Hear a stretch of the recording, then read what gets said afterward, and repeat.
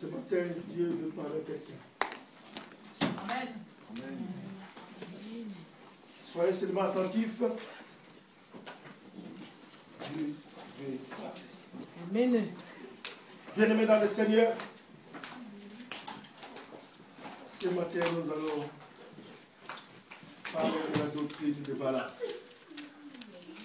La doctrine de Balaam, ça veut dire tout simplement l'amour de l'argent. Amen. Trop souvent, on se donne à l'argent, on oublie même Dieu. Aujourd'hui, nous allons parler de la doctrine de Balaam. Nous ouvrons nos Bibles dans le livre des Nombres 22.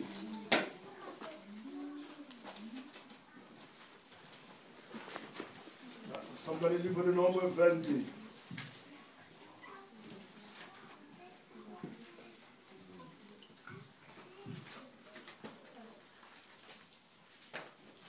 Nous allons commencer à partir du 5e verset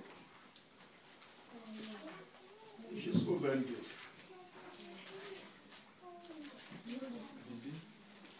Israël se campa dans la plaine de Moab. C'était juste en face de Jéricho.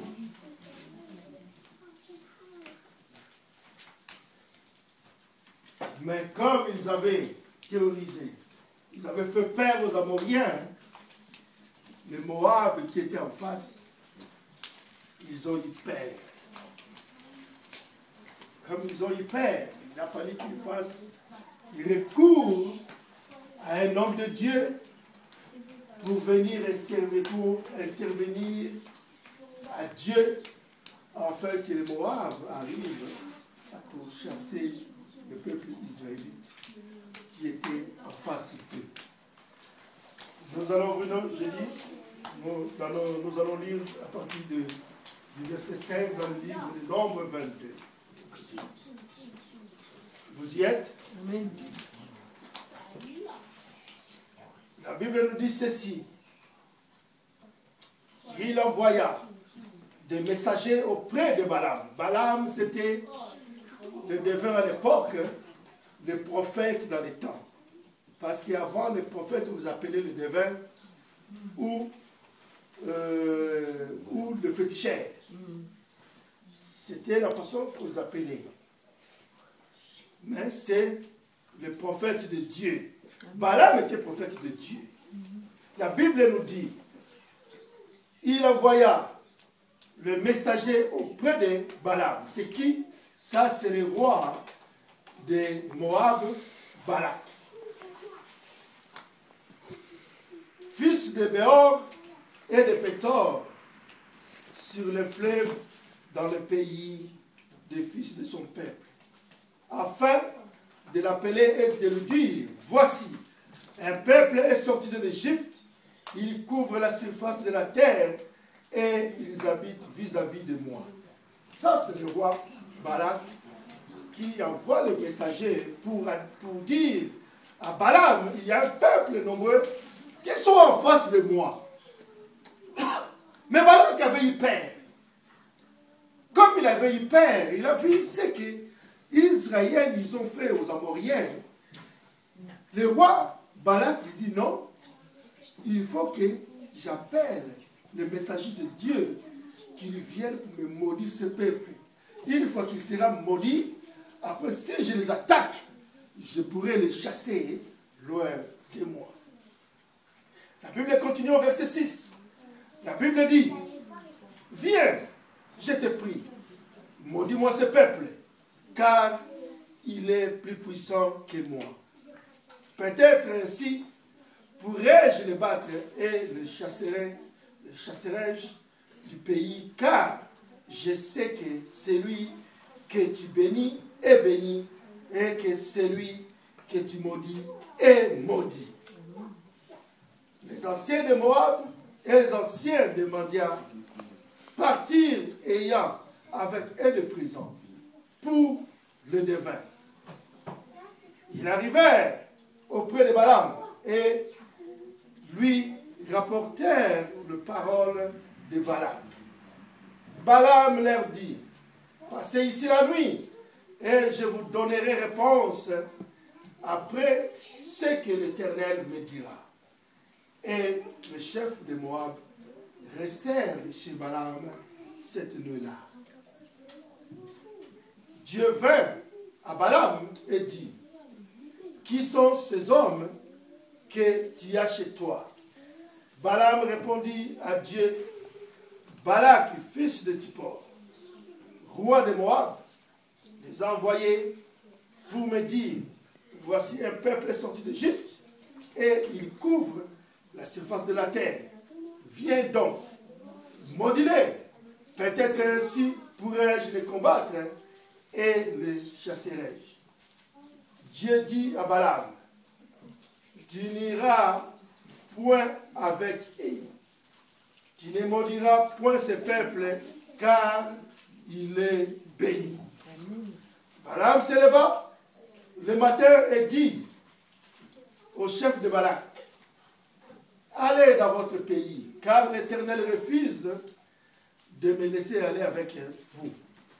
Et les princes de Moab se levèrent, retournèrent auprès de Balak et dirent, Balaam a refusé de venir à Raman parce qu'il était parti et l'ange de l'Éternel se plaça sur le chemin pour lui résister.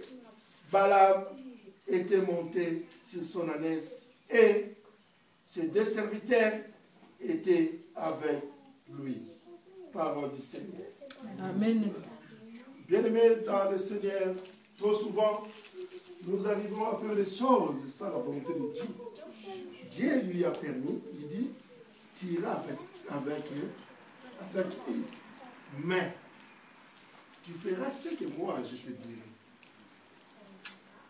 C'était la nuit, le matin, au lieu maintenant de prendre la directive de Dieu, lui il est précipité, il est parti. Comme il est parti avec les gens que Balak avait envoyés, et Dieu n'a pas aimé. Voilà pourquoi Dieu était en colère là.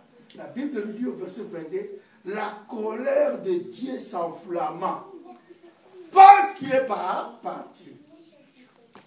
Bien-aimé, c'est seulement quand on ne regarde pas la volonté de Dieu, trop souvent on se trompe. Dieu est merveilleux. Il n'aimerait pas que nous restons dans les tourments. Quelles que soient les conditions, quel que soit le rêve. Dieu, tellement qu'il est bon, il nous aime comme nous sommes. Voilà pourquoi il ne peut jamais nous laisser dans les tourments. Parce qu'un père ne laissera jamais son fils dans les tourments. Mais l'amour des présents nous entraînera à la destruction. Bien-aimés dans le Seigneur, nous devons toujours demander le discernement de Dieu avant de faire toutes choses. Bien-aimés, parce que si on ne demande pas à Dieu, on fera ce qui sera le contraire à sa volonté. Nous devons mettre Dieu toujours en première position, ou en première place dans notre vie. Malheureusement, parmi nous, il y a ceux qui mettent leurs intérêts avant même les intérêts de Dieu. Dieu a donné à Balaam des ordres bien précis, bien spécifiques. Mais Balaam ne peut pas résister à la tentation parce que tellement qu'on lui a dit, tu serais honoré, tu auras beaucoup de présents. Lui, il voyait cette promesse. Mais il ne sait pas que le Dieu qu'il sert, il est au-delà de tout cela. Mais comme le roi Balak lui a proposé, il a oublié la volonté de Dieu. Et il est parti. Bien-aimé, l'esprit de Balak continue jusqu'aujourd'hui dans nos vies. On ne se rend pas compte. On s'introduit. Parce qu'on voulait avoir ça, on oublie et on entre dans la compromission. On oublie Dieu, on entre dans la compromission parce qu'on avait besoin d'être comme celui-ci, d'être comme celui-là. Bien-aimé, rien ne manque à notre Dieu. Amen. Dieu, s'il veut te lever aujourd'hui, il va te lever. S'il veut t'enrichir aujourd'hui, il va t'enrichir. Mais toi, sois seulement à son écoute. Amen. Et reste toujours à sa disposition. Parce que la bénédiction de Dieu vient et ne s'accompagne jamais de aucun chagrin. Ça veut dire que quand la bénédiction de Dieu vient dans ta vie, il n'aura pas de tristesse. Si un homme qui a beaucoup d'argent et il vit malheureux, il est triste, donc cette bénédiction n'est pas de Dieu. Parce que la bénédiction de Dieu vient dans la joie, dans le bonheur. Bien aimé. Mais Balak, il était pressé de s'enrichir. Et il n'a pas pu résister à la tentation. Balak, roi de Moab, comme je dis, envoya des princes demander à Balaam de maudire le peuple de Dieu. C'est lui que Dieu a béni. Qui va le maudire? après avoir consulté Dieu, Dieu dira à Balaam de ne pas coopérer. Mais Balak lui proposa encore plus de richesses, une tentation très puissante qui a rendu Balaam désobéissant à Dieu.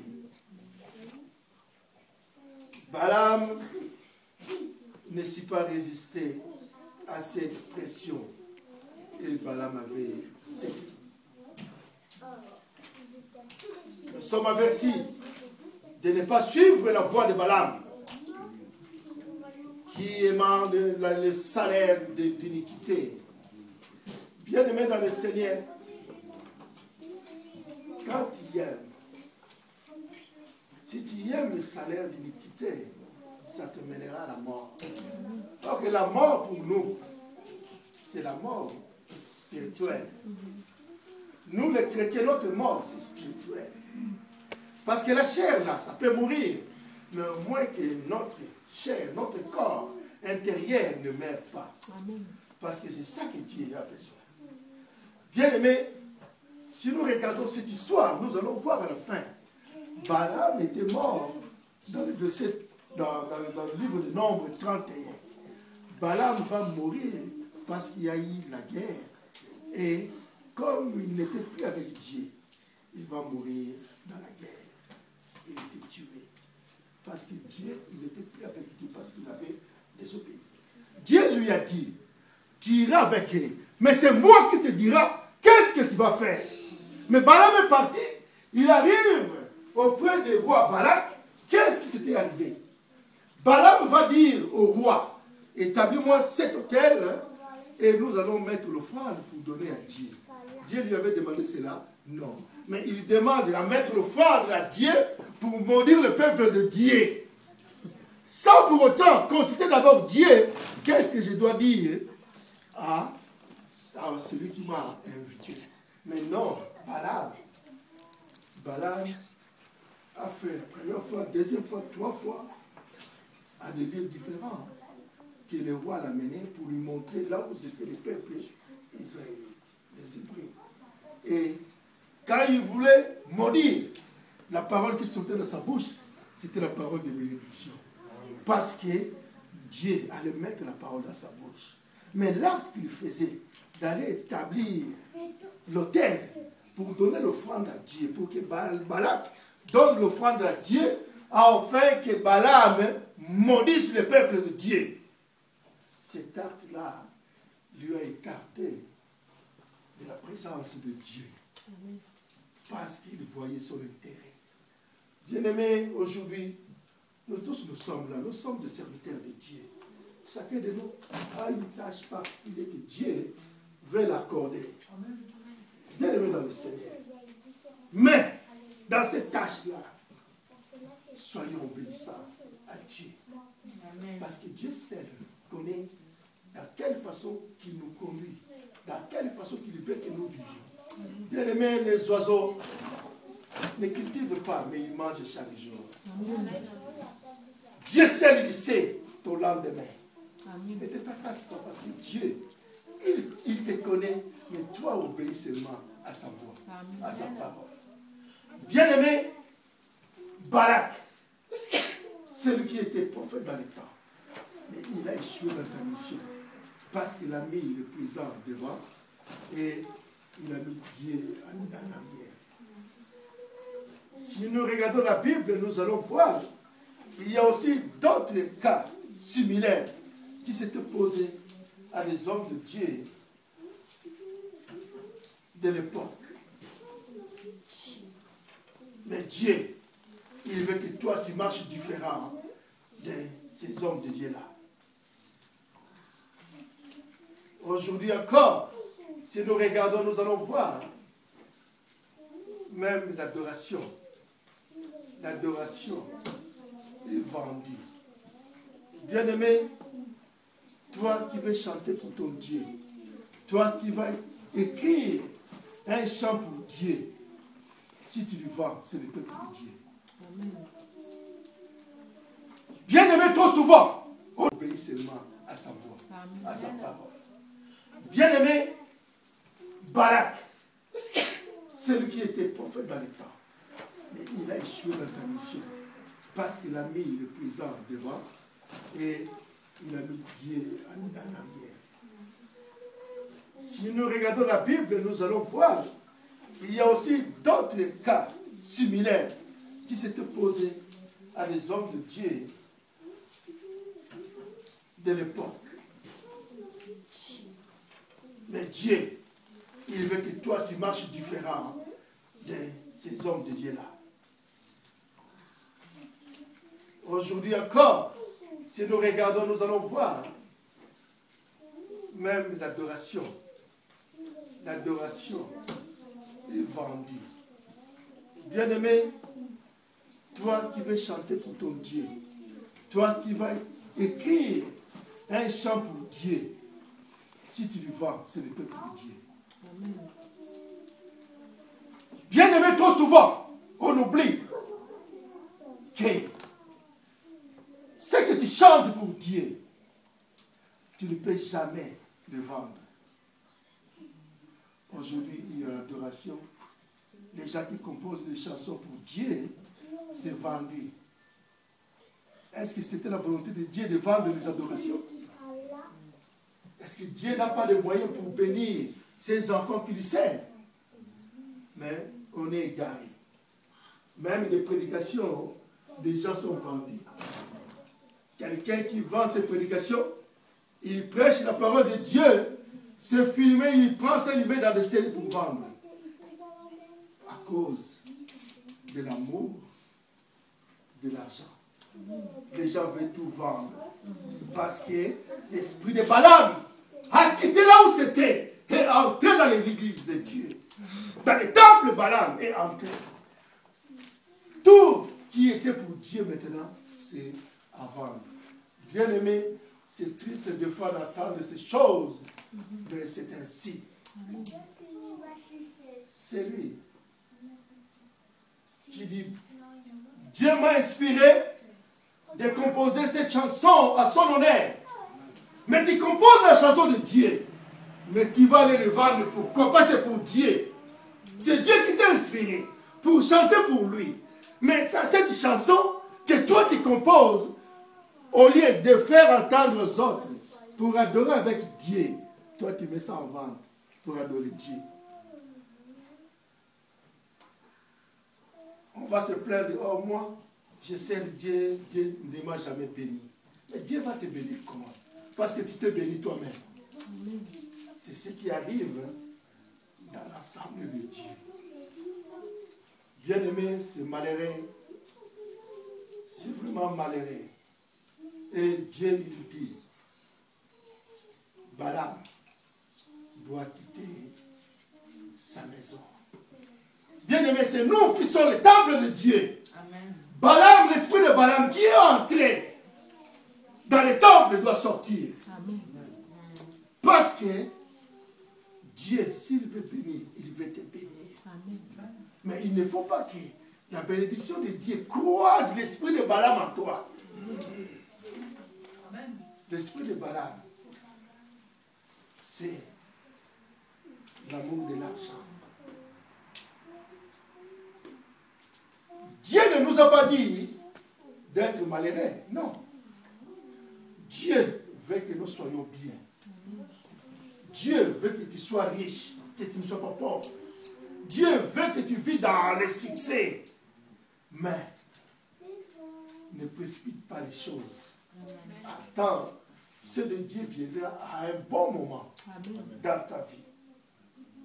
Bien-aimé, nous allons regarder un autre cas, toujours dans ce même esprit de la doctrine de Balaam. Mais cette fois-ci, nous allons voir. Bien-aimé, un homme qui était Naaman. Naaman, il était lépreux. Il était malade. Mais il a reçu cette grâce d'aller en Israël auprès du prophète Élisée et qu'il reçoive cette grâce de la part du Seigneur. Mais qu'est-ce qui s'est passé? Nous allons regarder comment comment cet esprit peut nous détruire. Bien-aimé, c'est bien d'avoir l'argent, mais l'argent ne peut pas te commander. Amen. Si l'argent te commande, ça devient un défaut. Nous ouvrons nos Bibles dans le livre de 2 Rois 5.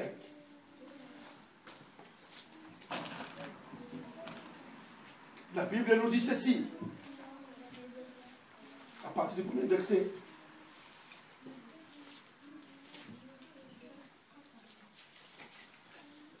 La Bible nous dira, Naaman, chef de l'armée du roi de Syrie, jouissait de la faveur de son maître et d'une grande considération, car c'était par lui que l'Éternel avait délivré les Syriens, mais cet homme fort et vaillant était lépré. Bien-aimé, c'est un vaillant, mais il était malade dans sa peau. La Bible nous dira, or, les Syriens étaient sortis par troupes et ils avaient amené captive une petite fille du pays d'Israël qui était au service de la femme de Naaman. Et elle dit à sa maîtresse, oh, si mon Seigneur était auprès du prophète qui est à Samarie, c'est le prophète Élisée, le prophète le guérirait de sa lèpre. Naaman alla dire à son maître, la jeune fille du pays d'Israël a parlé de telle et telle manière. Le roi de la Syrie dit, va, rends-toi à Samarie et j'enverrai une lettre au roi d'Israël. Il partit, prenant avec lui 10 talents. Écoutez, il partit en Israël maintenant. Il va se rendre en Israël. La Bible dit, prenant avec lui 10 talents d'argent, 6000 cycles d'or et 10 vêtements de rechange. Il porta au roi d'Israël la lettre où il était dit, maintenant quand cette lettre te sera parvenue, tu sauras que je t'envoie Naaman, mon serviteur, afin que tu le guérisses de sa lèpre. La Bible nous dira, après avoir lu la lettre, le roi d'Israël déchira ses vêtements et dit, suis-je un Dieu pour faire mourir et pour faire vivre? Qu'il s'adresse à moi afin que je guérisse un homme de sa lèpre. Sachez donc et comprenez qu'il cherche une occasion de dispute avec moi. Lorsque Élisée, l'homme de Dieu, apprit que le roi d'Israël avait déchiré ses vêtements, il envoya dire au roi, pourquoi as-tu déchiré tes vêtements? Laissez-le venir à moi et il saura qu'il y a un prophète en Israël. Voilà les hommes de confiance. Amen. Il va dire au roi, laisse-lui venir vers moi. Comme ça aujourd'hui, il verra qu'il y a un Dieu véritable. Amen. Oh bien-aimé, il faut être fier de ton Dieu que tu sers. S'il y a quelqu'un qui te dit, dis-lui que, oh viens chez moi, tu verras le Jésus que je sers. C'est un Dieu véritable. Amen. Mais l'homme de Dieu va donner le message pour qu'on lui dise qu'il vienne en Israël. Il verra le Dieu véritable qui est en Israël. La Bible nous dit au verset 9, Naaman vint avec ses chevaux et son char et il s'arrêta à la porte de la maison d'Élisée. Élisée lui fit dire par un messager, va et lave-toi cette fois dans le Jourdain, ta chair deviendra saine et tu seras pire. Bien-aimé, quelle obligation qu'on lui a donnée. On lui demande seulement d'aller se laver. Comme ça aujourd'hui, il verra qu'il y a un Dieu véritable. Amen. Oh bien-aimé, il faut être fier de ton Dieu que tu sers. S'il y a quelqu'un qui te dit, dis-lui que, oh viens chez moi, tu verras le Jésus que je sers. C'est un Dieu véritable. Amen. Mais l'homme de Dieu va donner le message message pour qu'on lui dise qu'il vienne en Israël. Il verra le Dieu véritable qui est en Israël. La Bible nous dit au verset 9, Naaman vint avec ses chevaux et son char, et il s'arrêta à la porte de la maison d'Élisée. Élisée lui fit dire par un messager, va et lave-toi cette fois dans le Jourdain, ta chair deviendra saine et tu seras pire. Bien-aimé, quelle obligation qu'on lui a donnée. On lui demande seulement d'aller se laver. Ils avaient l'habitude de se laver. On te dit, va seulement, hein, lave-toi cette fois, mais il se plaint. C'est pour cela des fois, on lui dit, Seigneur, si cette personne a un esprit pour la délivrance, si c'est un esprit que tu permets moi que je lui marche dessus comme ça, au moins, il va souffrir, il va dire, oui, ma délivrance m'a piétiné. Parce qu'on te dit, va seulement te laver, mais tu te plains. Amen. Mais pour ton bien, va te laver, mais tu te plains. Ça, c'est l'homme. Bien aimé dans le Seigneur. Naaman fut irrité. Et il s'en alla en disant, voici. Je me disais, il sortira vers moi, il se présentera. Lui-même, il invoquera le nom de l'Éternel, son Dieu. Il agitera sa main sur la place et guérira les lépreux. Le fleuve de Damas, d'Abana. D'Abana est de par part, ne valent-ils pas mieux que tous les eaux d'Israël? Ne pourrais-je pas m'y laver et devenir pire? Et il s'en retourna et partait avec fureur.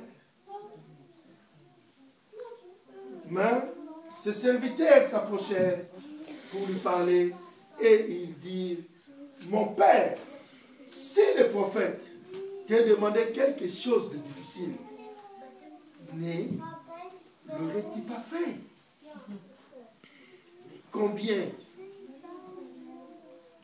Combien plus dois-tu faire ce qu'il t'a dit? Lave-toi et tu seras pire. Bien-aimé dans le Seigneur. Maintenant, il faut qu'on le supplie pour qu'on lui dise que lave-toi si tu veux devenir pire. Ça, ce n'est pas quelque chose de difficile qu'il t'a demandé. S'il t'avait demandé, viens, dors là, je vais te piétiner. Là, il allait accepter. Je vais me bondir sur ton ventre. Il allait accepter pour être guéri. Mais on lui dit seulement, va, lave-toi. Il se plaint. Ça, c'est l'être image. Bien aimé, j'ai regardé dernièrement, c'était sur YouTube, ça doit être entre Cameroun ou Côte d'Ivoire. Il y a un monsieur, il est parti chez le féticheur pour demander, il voulait avoir l'argent. Il va chez le féticheur pour exposer son problème. Le féticheur là lui regarde, ses esprits lui disent, comme il est venu là, il faut lui taper. On met le gars était mis à genoux, on lui dit, toi à genoux. Il s'est mis à genoux. Le féticheur, il fait ce truc, il avait des feuilles. S'il tape, il passe dans son dos. On lui tapait, les esprits lui tapaient. Il criait. Maintenant, sa femme était à côté, sa femme regardait, elle était triste. Sa femme sautait. On lui donnait des claques partout, donc il a réussi. Moi, je disais, lui, ça va lui apprendre de ne plus aller voir ce féticheur. On lui a tapé, il pleurait. Il a souffert, ce gars-là. Mais je ne sais pas qu'est-ce qu'il avait fait. Ou si il avait escroqué le féticheur en question, et ensuite il est venu pour son problème, dont le féticheur se vengeait sur lui. Mais ça, ce n'était pas C'était pas un film, mais c'était une réalité. Il a ramassé des coups parce qu'il avait besoin d'un problème pour résoudre son problème. Mais Naaman, on lui dit seulement, va, lave-toi, et il se plaît. Bien-aimé, la Bible nous dira, il descendit alors et se plongea 7 fois dans les Jourdains selon la parole de l'homme de Dieu, et sa chair est devint comme la chair d'un jeune enfant, et il fit pire. Bien-aimé dans le Seigneur, mais nous ne sommes pas là. La Bible nous dira, Naaman retourna vers l'homme de Dieu avec sa suite.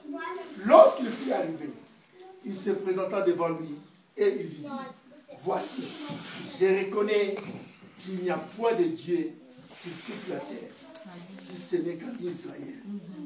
Et maintenant, accepte, je te prie, un présent de la part de ton serviteur. Oh, bien-aimé, beaucoup de gens croient que la bénédiction de Dieu, ça s'achète. Non. On ne peut jamais acheter la bénédiction de Dieu, ni la grâce de Dieu. Dieu fait la grâce à qui il veut, à quel moment qu'il veut. Tu peux beau gêner, ou 100 jours de gêne. Bien-aimé, si Dieu veut te visiter, même les premiers jours que tu gênes, il va te visiter. S'il ne veut pas non plus, tu peux gêner même 200 jours. Il ne va pas te visiter. Parce que Dieu, il est Dieu. On ne peut pas l'obliger. C'est un souverain. Mais, Naaman, vu qu'il est devenu pire, il lui dit non, il faut que je remercie quand même Dieu avec mon présent. J'apporte à l'homme de Dieu. Voilà la suite. Élisée répondit, l'Éternel dont je suis le serviteur et vivant, je n'accepterai pas. Naaman le pressa d'accepter, mais il refusa. Parce que la grâce de Dieu n'est pas à vendre. La grâce de Dieu n'est pas à vendre. Bien aimé, je peux vous dire une chose. Je suivais une émission, c'était le site de Benny Hill. Dans son site, ils ont des bouteilles d'huile qui sont en train de vendre. L'huile, qu'est-ce qu'ils disent? Ça, c'est l'huile sainte. C'est l'huile de Dieu. Ils font des flacons d'huile. Ils sont en train de vendre dans leur site. Sur le tape Benny Hill Ministère. Vous allez le voir. Ils vendent l'huile. Il y a même le foulard, mouchoir de tête de maman. Foulard. Ils ont mis quoi dessus? Que ce foulard-là, si tu achètes, tu mets ça sur toi, tu pries. Si tu es malade, tu seras guéri. Mais c'est quoi ça? Dans ce foulard-là, c'est Dieu, il est dedans. Ça, c'est l'ignorance. C'est sur l'Internet, dans le site de Béni. Si on entre, on va voir ceux qui sont entre ceux qui vendent. Ils vendent l'huile d'onction, l'huile sainte. Si tu prends ça, tu appliques ça dans ton linton, même les sorciers ne vont pas entrer chez toi. Utopie. Bien aimé, nous devons faire attention à tout ce que nous vendons, tout ce qu'on achète. Amen. Parce qu'on ne sait pas quels esprits on amène chez nous. Amen. Nous devons faire attention. Tout ça, c'est l'esprit de Balaam. C'est la doctrine de Balaam. Parce que les gens, ils visent seulement l'argent. C'est l'esprit de Balaam. C'est la doctrine de Balaam. Parce que les gens, ils visent seulement l'argent.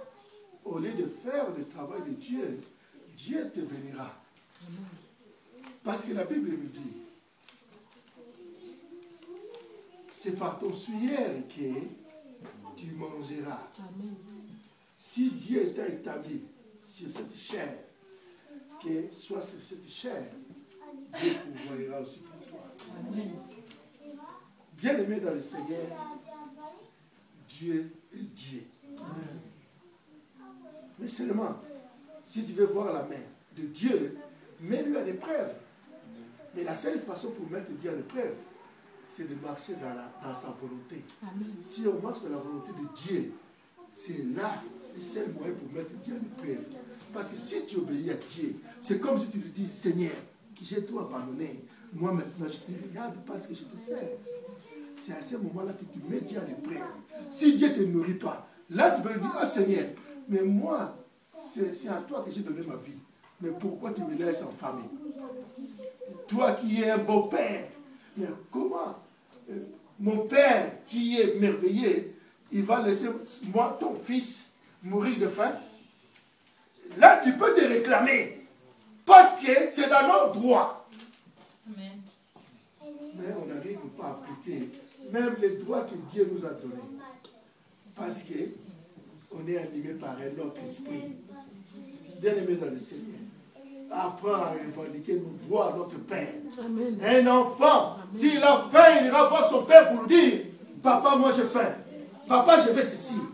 Eh mais nous, pourquoi nous ne disons pas au notre Père, Père, nous avons besoin de ceci. Seulement parce qu'on ne sait pas demander.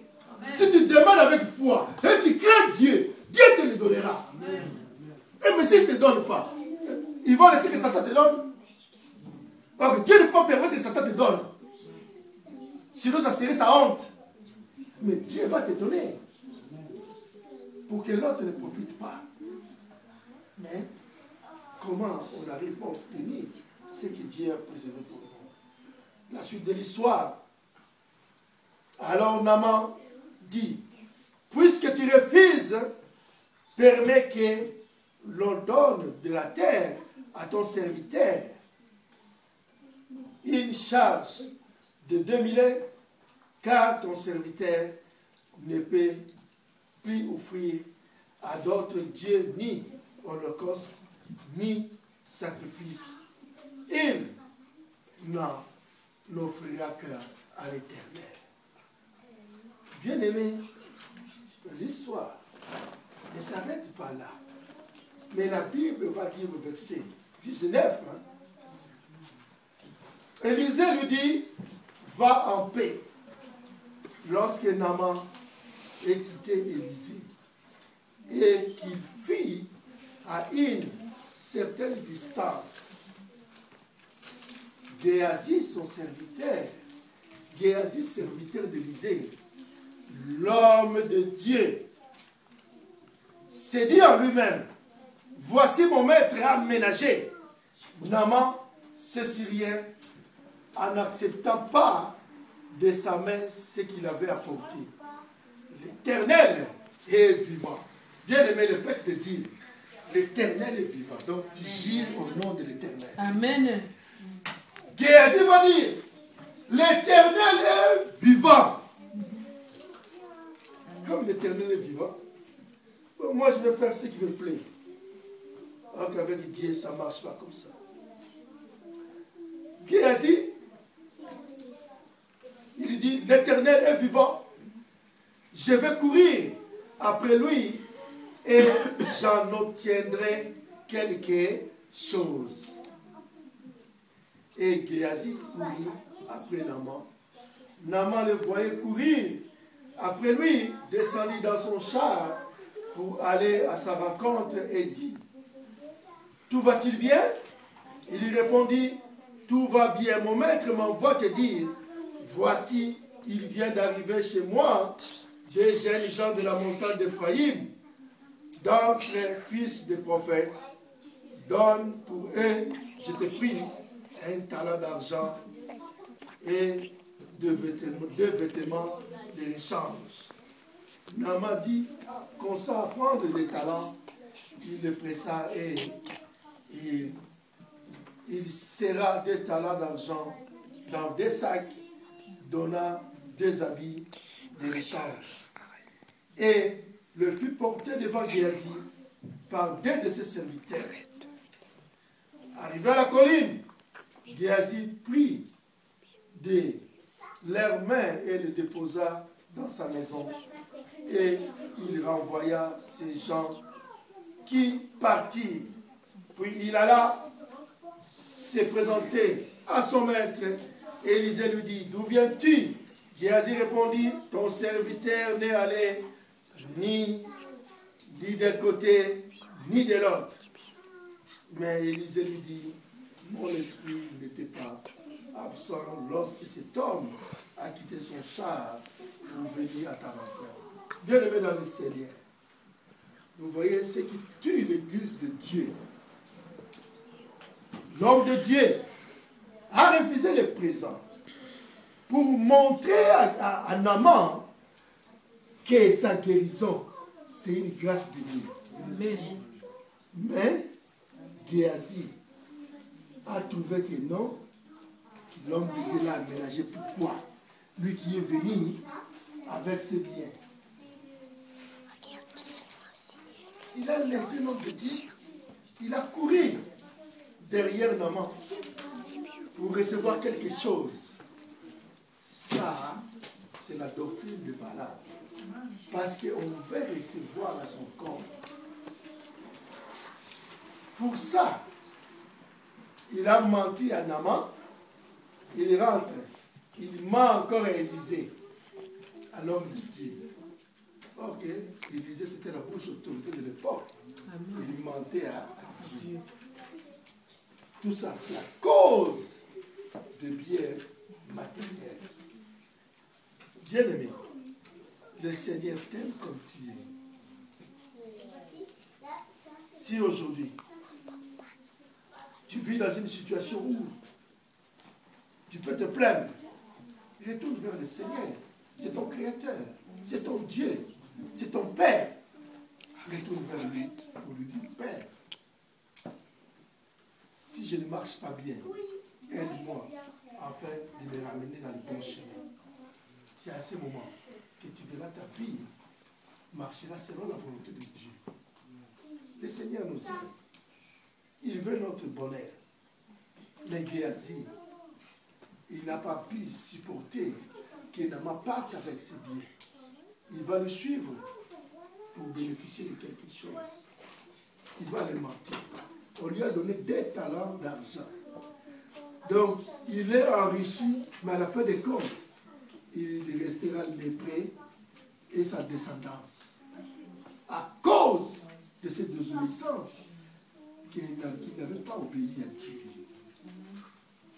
Parce que si Dieu avait pris le bien, avait accepté le bien que Naaman lui a donné, c'est comme si la grâce de Dieu peut être achetée.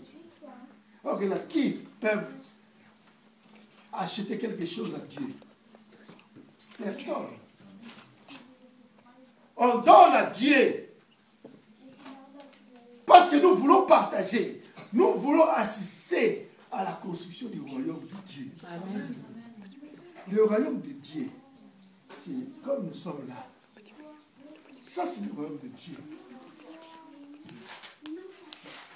Si on participe à l'œuvre de Dieu, c'est là où on donne Dieu pour son œuvre. Bien-aimé dans le Seigneur, Dieu veut ton bien.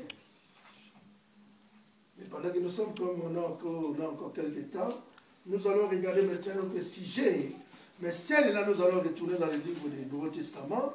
Nous allons voir ça vite fait, juste en deux lignes. Nous allons voir qu'on ne peut jamais acheter avec Dieu. Bien-aimé, si Dieu te donne juste le prix de ce souffle qui nous renouvelle chaque jour, on ne saura pas le payer. Nous allons regarder vite fait dans le livre des temples. Donc Satan, avant, il restait dehors, l'église, là où les gens priaient. Mais Satan, maintenant, lui-même, il s'est infiltré. Il a envoyé ses gens, ses apôtres, pour servir Dieu. Soit disant qu'il sert Dieu, or que le Dieu qu'il sert, c'est Satan lui-même.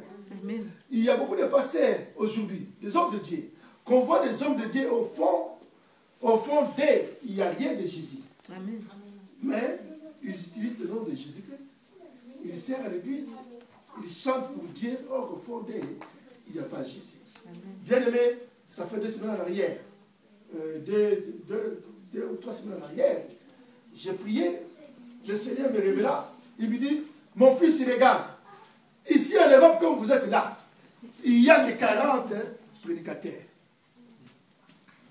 Le Seigneur me dit, il y a que 40 prédicateurs qui marchent à la crainte de mon nom. Regardons maintenant toutes les églises qui sont en Europe. Je ne dis pas que les églises africaines, mais je dis des églises. Je parle des églises. On enlève les catholiques, on enlève les musulmans, mais on dit maintenant les églises. Donc les pasteurs, si aujourd'hui Jésus venait en Europe, il y aurait 40 pasteurs qui vont aller au ciel. Mais parmi ces 40-là, qui sont ces pasteurs-là? Dieu, si on regarde seulement à Paris, il doit avoir même plus de 2000 églises à Paris. Mais dans ces 2000 églises, il y a maintenant 40 en Europe. Si on parle de l'Europe, 40. Donc 40 là, c'est dans quelles églises? Donc Satan s'est infiltré à l'église. Il a placé ses envoyés dans l'église. Il prêche comme un agneau, mais au fond, c'est des loups. Pour détruire le peuple de Dieu. Trop souvent, nous pensons que là où il y a multitude, c'est là où réside Dieu. Or, c'est faux. Dieu n'est pas dans le nombre, Dieu, il est dans la qualité. Amen. La qualité de ce qui est de ton cœur. Si ton cœur est disponible pour Dieu, Dieu il sera là. Amen. Mais si ce n'est pas le cas, sache que tu peux aller là où il joue depuis le matin jusqu'au soir. Il fait les adorations, ils adorent Dieu.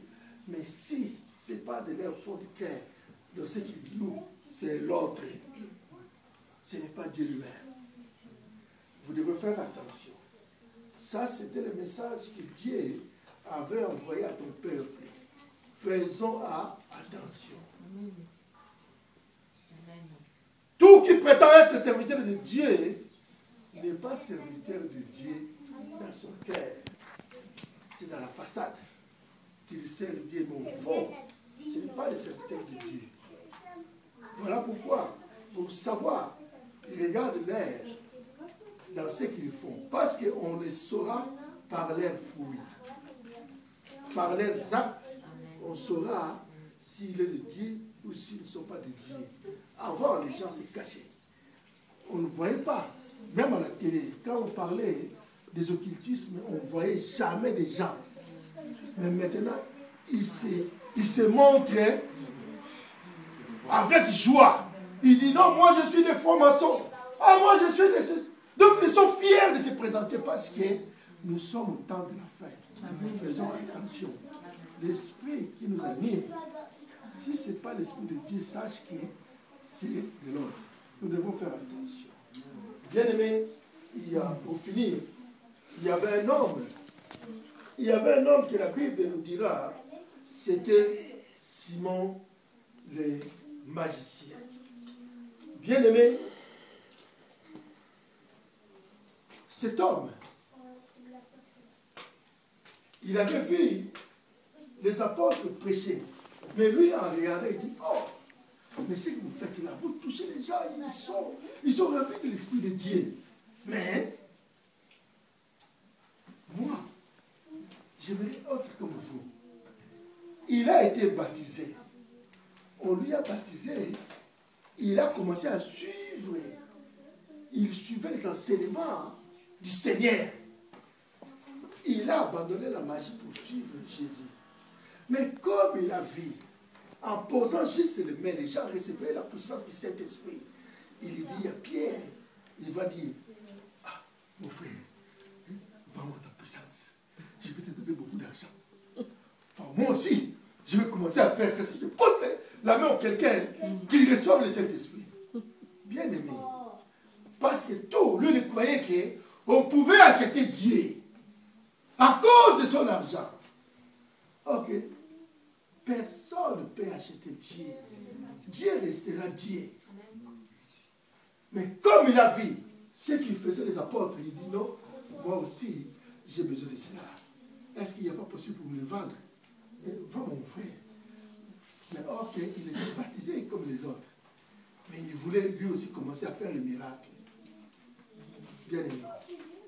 Ça, c'est vouloir. Il veut impressionner. Il croyait pouvoir acheter la grâce de Dieu. Or que Dieu, il dit, je vous ai donné gratuitement. Donnez aussi gratuitement. Amen. Bien aimé, des fois c'est triste de voir. J'ai suivi un témoignage, il y a un monsieur qui dira, j'avais des souffrances, j'étais malade, je vais chez tel pasteur. J'arrive là-bas, à la réception, me dit, si vous voulez rencontrer le pasteur, il faut payer $15. Ah, j'avais rien. J'étais là, j'avais rien sur moi, j'étais attristé, mais on me demande $15 pour avoir rendez-vous avec le pasteur. Ah, bien aimé. C'est là où la Bible dit, vous verrez leurs actes. Mais les gens ont aussi fait la queue pour attendre leur tour. Avec leurs $15 à main, ils se vont payer pour aller consulter le pasteur. Quelle utopie. La parole de Dieu, ça restera intacte. Mais seulement, il faut croire à cette parole et craindre Dieu. Dieu aujourd'hui, il t'appelle. Il t'appelle, il te dit, mon fils, marche. Marche. Regarde devant toi et marche après l'amour Seigneur. Pour finir, nous allons clôturer dans 1 Timothée. Nous allons clôturer dans 1 Timothée.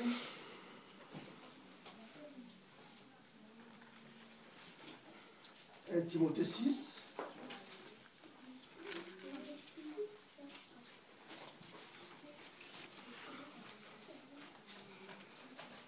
À partir du verset 9, juste les deux versets 9 et 10.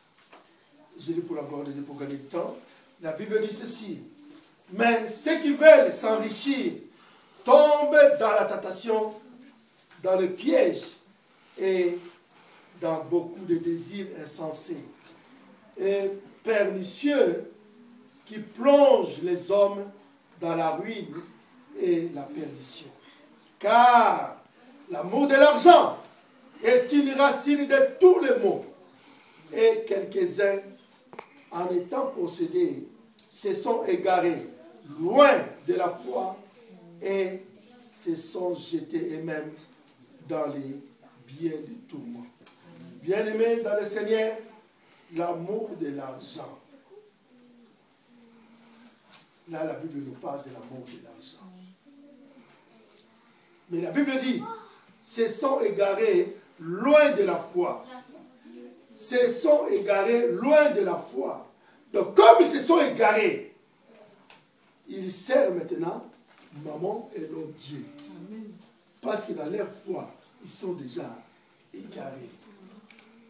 Donc, la parole nous enseigne quel attachement, quelle priorité nous lui accordons dans nos vies. On accorde quoi priorité de l'argent dans nos vies? Quelle place qu'on met l'argent? Mettons Dieu en premier. Nous avons besoin de l'argent pour vivre correctement. Nous avons besoin de l'argent pour construire le royaume de Dieu. Pour nous, enfants de Dieu, l'argent doit être vu comme un instrument pour la gloire de Dieu et non pour notre gloire. Voilà, l'amour de l'argent est une racine de tous les maux. Ça veut dire, l'amour de l'argent est la racine de tous les mal.